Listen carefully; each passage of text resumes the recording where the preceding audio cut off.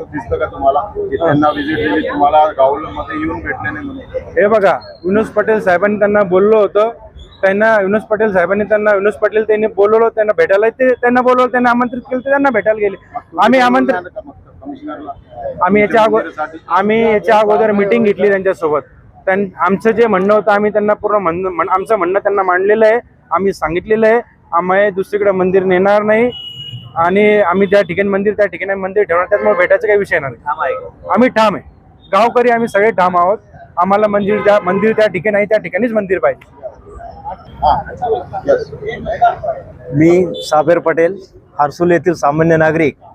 या ठिकाणी तुम्हाला सांगू इच्छितो आपल्या चॅनलच्या माध्यमातून की रोड वाइंडिंगचा विषय, या ठिकाणी रस्ता रुंदीकरणाचा विषय जेव्हापासून या ठिकाणी चालू झाला तेव्हापासून हर्सुल येथील मंदिराचा हा विषय, मंदिर, मस्जिद, दर्गा सर्व विषय या ठिकाणी घेण्यात आले. परंतु पर्टिक्युलर मंदिरासाठी मराठा समाज, मस्जिदीसाठी मुस्लिम समाज, प्रत्येक समाज ज्याचं त्याच्या मंदिर आणि आस्थास्थान वाचवण्याच्या दृष्टिकोनातून या ठिकाणी प्रयत्न करत आहे. तर त्या दृष्टिकोनातून आमचे मराठा बांधव आहे हे अगदी अग्रेसिव्ह पद्धतीने त्या ठिकाणी मंदिर त्या ठिकाणी न हटवण्यासाठी त्या ठिकाणी ते प्रयत्न करत आहे. तर मी या चॅनलच्या माध्यमातून सन्माननीय आयुक्त साहेबांना सांगू इच्छितो की आमचं जे मंदिर आहे या ठिकाणी गावातलं, हे एक मरण आणि तोरण आणि मरण या दृष्टिकोनातून खूप महत्वाचं असं हे मंदिर या ठिकाणी आहे.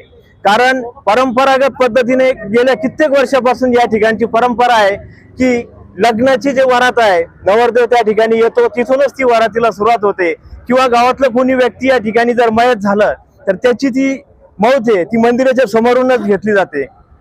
त्या ठिकाणी ती अंत्ययात्रा जी आहे ती मंदिराच्या समोरून जात असते. असं या ठिकाणी आस्थेचा विषय या ठिकाणी निर्माण झालेला आहे. तर मी आयुक्त साहेबांना सांगू इच्छितो की त्यांनी थोडंसं भावनेचं आदर आणि भावनेची कदर करून या ठिकाणी या मंदिराच्या बाबतीत थोडा विचार करावा.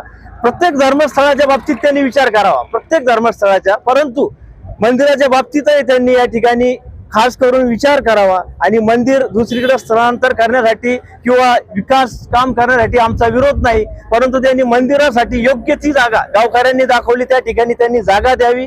किंवा मोबदला तर द्यावाच त्यांनी, परंतु योग्य जागा जिथून अंत्ययात्रा जाते, स्मशानभूमीचा विचार करून स्मशानभूमी कुठे आहे, या अंत्ययात्रा कोणत्या दिशेने जाते या गोष्टीचा विचार करून मग त्यांनी मंदिराची जागा योग्य त्या ठिकाणी आम्हाला दाखवावी. संबंधित समाजाला आणि गावकऱ्यांना प्रत्यक्ष त्या ठिकाणी जागेवर जाऊन त्यांनी मीटिंग घ्यावी की ही जागा तुमच्यासाठी आम्ही आरक्षित केलेली आहे असं त्यांनी जाहीररित्या डिक्लेअर करावं आणि मग मंदिराच्या बाबतीत विचार करावा असं मी या ठिकाणी जाहीर